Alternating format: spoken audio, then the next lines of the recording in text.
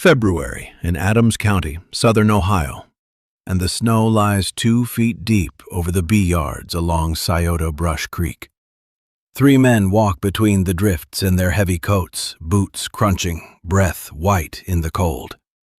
To their left stands a row of modern boxes, lids thrown back, still and silent, dead all winter no matter how much sugar they were fed. To their right stands something none of them would have kept. 30 hollow logs, thick and gray and rough, set on old stumps like they were set there 50 years ago. Dale Kessler, the county bee club president, stops at the nearest log. He pulls off a glove. He lays his bare hand against the frozen bark, then leans in and puts his ear to it. And he hears it. A low, steady hum, warm and alive, rising out of a piece of wood in the dead of February. He does not say anything. Beside him, Ray Coburn, who trucks his hives to the almond bloom every spring, takes off his cap. These are the same men who laughed in front of the whole club the night Ray Coburn laughed loudest and Wade Pearlman gave the joke its name. Keeping bees in firewood. These are the same logs a county inspector had ordered destroyed, and now every box they own is empty, and her 30 logs are humming. The question in all 3 of their faces is the one nobody can answer. What did those old logs do that no modern hive and no chemical in the county could? But to understand what she kept alive in that wood, you have to go back to the spring of 2016, to a failing farm and a dead man's notebooks. If you have ever been told your idea was worthless, this story is for you. Subscribe and follow along, and tell us where you're watching from. The spring of 2016 came late to the ridge above Scioto Brush Creek, and Nora Whitfield drove the last mile to the home place with the truck low on gas and a folder from the bank on the seat beside her. Her father had been dead 5 weeks. The barn roof sagged on one corner, the fences leaned, and out past the garden, in the tall grass under the black locusts, sat 30 gray logs on rotting stumps. Her grandfather Elias had cut and hollowed them himself, one every year or two, across half a century. She had not walked among them since his funeral. She went to them anyway, boots wet to the ankle. The nearest log was chest high and thick as a rain barrel, the bark long gone, the wood silvered and hard. She laid a hand on it and felt nothing at first. Then, faint through the grain, a hum. Alive. She pried the flat lid stone off the top and looked down into comb the bees had built to their own plan. No frames, no rows, dark with age and glued to the walls with a hard brown resin that stuck to her thumb. In the house she found his notebooks, 41 of them in a feed sack in the closet, each one dated on the cover in pencil. Swarm dates, frost dates, Mite counts scratched in columns nobody had taught him to keep. On the first page of the earliest book he had written one line in a slow, careful hand that she would read 100 times before that year was out. The bank wanted $42,000 by fall. The bees wanted nothing at all. Nora sat on the porch step with the sack of notebooks in her lap and watched the last light drain off the logs, and every one of them was humming. The bee club met in the back room of the feed store in West Union on a Thursday night in June, and Nora Whitfield came with a jar of comb honey and one of Elias Whitfield's notebooks under her arm. Folding chairs, coffee going cold, 30 men and 2 women. She stood up when Dale Kessler asked if anyone new had bees, and she told them about the 30 logs on the ridge, the fixed comb, the 50 years of records. She said she meant to keep them the old way, no boxes, no strips, no fall treatments. The room went quiet. Then it laughed. Ray Coburn laughed loudest. He hauled 400 hives to the California almonds every February and knew what money in bees looked like. "Honey," he said, "you can't inspect firewood. Cut that comb out. Put them in Langstroth boxes. Treat them in August like the rest of us, or you'll bury every one by spring." Kessler was gentler and worse. He told her the wild tree bees all died when the mite came through in the 90s, that sentiment did not overwinter a colony, that her grandfather had gotten lucky for a while. A younger man near the door, Wade Perlman, who ran 200 nukes for sale each spring, put it plainest. "Bees in firewood," he said, and shook his head. "She's keeping bees in firewood." The phrase went around the room and stuck. Nora did not argue. She wrote 3 words in the margin of the open notebook while they talked, closed it, and set the jar of comb honey on the table by the coffee pot on her way out. Nobody touched it. At home that night, she carried a lantern out to the black locusts, knelt at the weakest of the 30 logs, the one that barely hummed, and reached up under the lid to feel how few bees were left inside. Late October on the ridge, the black locusts bare, frost already whitening the grass by 7 each morning. Nora Whitfield carried her grandfather's oldest notebook out to the logs with a borrowed thermometer and a tape measure looped over her wrist. She meant to check what Elias had scratched in the columns against the wood itself. She laid the tape across the mouth of the nearest log. The wall measured nearly 6 inches of solid oak, gray and hard as bone. A pine box down at the club sat under 3/4 of an inch of milled board. She wrote both numbers down. Then she slid the thermometer through the small bottom entrance and waited, breath fogging, hand flat on the bark, feeling the low hum under her palm. Elias had kept the honey weights, too. Page after page, a colony in a log going into winter heavy and coming out in April having eaten far less than a box beside it. He had underlined one entry twice. The cluster in thick walls did not have to burn stores fighting the cold that poured through thin pine. Warm walls, less honey spent, more bees alive at thaw. She turned to a later page and found the resin. He called it bee glue. The bees had lined every rough inch of the cavity with a hard brown envelope of it, and where Elias noted a heavy coat, he noted fewer sick colonies the spring after. She scraped a bead of it under her thumbnail and smelled it, sharp and clean, like pine and something older.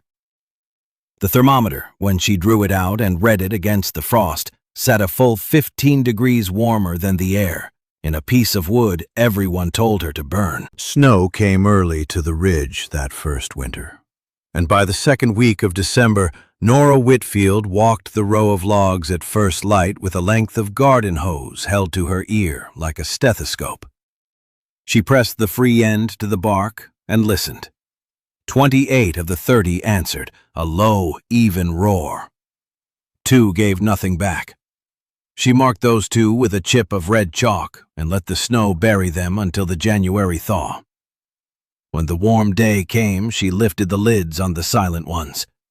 The clusters had died small and tight against the comb, heads pushed into empty cells the way starved bees do, though the honey still sat heavy above them. On the floor of each log lay a scatter of reddish specks no bigger than a pinhead. Varroa. She scraped a spoonful onto a white saucer and counted, then rolled a half cup of dead bees in a jar of alcohol and counted again, mites against bees, and wrote the ratios in the same cold columns her grandfather had kept. 9 mites to 100 bees in one, 11 in the other. Numbers that killed. Wade Perlman would have told her to strip and treat every hive that fall. She did not. She spooned the dead into the stove, closed the 2 empty logs, and left the surviving 28 untouched through the rest of the cold. Elias had set it down plainly on a dog-eared page. Let the weak ones go. breed only from what lives. Kessler called that superstition. She called it a count. She stood in the melting yard with the saucer of mites drying in her palm and asked herself the only question that mattered. If she never once reached for a strip, how many of the 28 would still be humming when February came again? The swarm left on a bright morning in late April, and Nora Whitfield was hanging wash at the house when she heard the roar climb over the black locusts. By the time she ran the ridge with a bucket and a sheet, the cloud had already lifted past the fence line and drifted east over the creek. Gone. One of her strongest logs, a colony she had counted on, poured itself into the sky and abandoned the comb behind. She stood in the wet grass and wrote the date down anyway. Worse came in the shed. 3 combs of stored comb she had cut and saved sat webbed over with gray silk, riddled with the tunneling of wax moth larvae. The wax turned to gritty dust. She scraped a handful into her palm and let it fall. The truck that pulled up the lane that afternoon belonged to Harlan Voss, retired 30 years off the state apiary board, a narrow man with hands spotted like old paper. A neighbor had told him about the girl with the log gums. He looked at the empty log a long while. "You didn't lose her to mites," he said. "She got crowded and cast a swarm, and you weren't standing here to hive it." He showed her how to read the queen cells along the comb bottom, how a small cavity pushes a colony to split, how each split leaves the brood nest empty for a spell. He set a bait box, baited with old comb, in the fork of a walnut. "Count clean," Voss told her. "Sugar roll, not guesswork. Half a cup of bees, count what falls." Then he climbed back in the truck. Nora watched the dust rise behind him down the lane and settle slow over the ditch weeds, still holding the ruined comb in her fist. By the middle of March 2017, the ridge above Scioto Brush Creek still lay brown and locked, and Nora Whitfield went down the row of her 28 logs at dawn, hefting each one by its back edge to feel the weight. Every one dragged heavy against her hands, comb still full, the low, steady roar going on behind the bark. She lifted no lids. She listened and hefted and set the pounds down beside her grandfather's old columns. Word had already come up off the flats. The club men had opened their boxes to a hard count. Better than half their colonies had starved thin through February, and the ones still alive sat light as kindling, so the men were stirring sugar syrup in 5-gallon buckets and pouring it into feeders to hold what was left. Wade Perlman had fed his rows twice already. Nora had fed nothing. The truck that turned up her lane in late April belonged to Merrill Cade, who worked 40 acres of old apple trees down in the creek bottom, trees his father had grafted before him. He had heard about the log woman whose bees wintered without a spoon of sugar. He said little. He walked the row of gums once, slow, hands buried in his coat, then turned at the far post and walked it back a second time, stopping at each entrance to watch the foragers lift into the cool sun. At the fence, he named his terms. $10 a hive for the bloom, 3 weeks among the trees, and a share of the first honey cut. Nora told him she would bring 6 of the strongest. That evening, she backed her grandfather's flatbed up to the first log, crouched in the wet grass, and worked her hands under the cold oak to lift. One wet morning in November 2017, a county car climbed the ridge and stopped short of the bee yard, and Curtis Ballard, the apiary inspector for the district, got out with a clipboard and a folded order under his arm. He had driven up on a complaint. He would not say whose. He walked the row of logs, rapped a lid with one knuckle, and told Nora Whitfield what she already knew, that the law wanted removable frames a man could lift out one at a time. "I can't clear a hive I can't open," he said. "Fixed comb's been against the code since before you were born."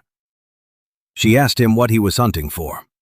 He said American foul brood, a spore disease that rots the brood, and that his whole job came down to pulling each frame to the light and reading the capped cells for it. A log let him do none of that. The comb was welded to the wall. To Ballard, a sealed gum was a locked drawer with no key, and a locked drawer in a bee yard was the kind of thing the state burned, to be sure. He handed her the paper. 30 days to move every colony into standard boxes or destroy the logs by fire. He signed it against the wet hood of the car and drove back down the lane. Nora read it twice on the porch and slid it under a jar of last summer's honey. Down in the creek bottom, the ground already lay sodden, the forecast dropping a few degrees each week. She had 30 logs, a hard fall closing over the ridge, and one line from the inspector she could not shake, that the spores, he feared, could lie quiet in Old Combe for 70 years and still kill. The count going yard to yard around West Union that February 2018 was the same grim number everywhere. Dead. Mostly dead. A fistful of bees where a colony had wintered. The hard freeze that came down over the ridge in November had hollowed out the boxes on the flats. Curtis Ballard drove up the lane to serve the 30 days he had written and found Nora Whitfield hefting her logs at first light, the low roar going on behind the bark of nearly all of them. He left the order folded in his coat and stood a long while. By noon, 2 trucks had climbed the same mud tracks. Wade Pearlman came, and behind him, a heavy-set man Nora had never met, Del Rearick, who hauled 400 boxes to the California almond bloom every January, and had laughed loudest at the club about a girl keeping bees in Stovewood. They walked the row. Rearick crouched at an entrance and watched the foragers lift into the cold sun on cleansing flights, bellies gold. He rapped a lid, felt the weight, said nothing. Ballard finally spoke. "How many did you lose?" 3, Nora said. "Out of 30. Rearick straightened and pulled off his cap. He had wintered 400 boxes and pulled maybe 200 alive, fed twice, treated on schedule. He looked down the line of oak gums humming in the snow, then at the paper riding in the inspector's pocket, and turned the thing over in his mind that none of them could yet answer. What had the old wood and the untreated bees done that his chemicals and his warm sheds could not? Early April greened the ridge again, and Curtis Ballard drove up the lane a 3rd time, this time with a different paper riding on the seat beside him. He found Nora Whitfield splitting her strongest logs into starts, easing bars of brood and bees into small pine boxes she meant to sell. He watched her hands a while before he spoke. The state would not burn a yard that had outwintered every other bee yard in the district. He had written the thing up fresh, a standing agreement. Each fall, she would let him lift 1 strip of comb through a cut hatch in a single gum and read the capped brood for foul brood. And in trade, the logs could stand. Word of the February count had already run the creek roads. Wade Pearlman came up asking for 2 queens raised off the stock that had come through the winter untreated. Nora sold them at $35 each and wrote his name in Elias Whitfield's ledger under a clean column. Merrill Cade, the orchardman, ordered 4 nucleus colonies for his bottom trees. Even Del Rearick, who hauled 400 boxes to the almonds, mailed a letter asking after her breeder queens and folded a check inside before she had named a price. By the middle of June, she kept a waiting list on the back of an old feed sack. She grafted young queens off the 2 gums that had never once taken sugar or a drop of chemical, dated each cage in pencil, and set them in a cooler on the porch rail. Evening light slid down the row of them. A single worker crawled the mesh of the nearest cage and pressed her tongue through the wire to the caged queen inside. A Sunday in late November, 2018, and the first hard snow came back over Adams County, laying the same 2 feet across the bee yards along Scioto Brush Creek. Nora Whitfield walked her row of oak gums with a lantern before dawn, the way Elias always had, and pressed her ear to the cold bark of one log after another. Under every lid, the low roar answered. She stopped at the two oldest gums, the pair that had never taken a spoon of sugar or a strip of chemical, and lifted the last of Elias Whitfield's notebooks off the porch shelf. 53 winters of dates ran down the pages in pencil. On the final page, under the entry for the winter he died, he had set down one line, the same line she had read aloud into the dark that first February. She said it now, over the humming logs. Keep the ones that keep themselves. That was the whole of it. She had not warmed her bees, nor fed them, nor dosed them. She let the weak go in the cold, and bred forward only from the survivors, in walls thick enough to hold their own heat, sealed in the resin they laid down along the grain. The county had trucked its colonies to the almonds and buried them by February. The old man in the churchyard had kept his half a century in firewood, and now she kept hers the same way. The land does the choosing, if a person is patient enough to let it. What looked like stubbornness in a young woman with 30 hollow logs was only an older kind of listening. The bees that live will teach you how to keep bees. The rest is noise. If somebody ever laughed at you for doing a thing the slow, old way, tell us in the comments how it turned out, and tell us where you're watching from. Subscribe and follow along, and we'll be back next week with another.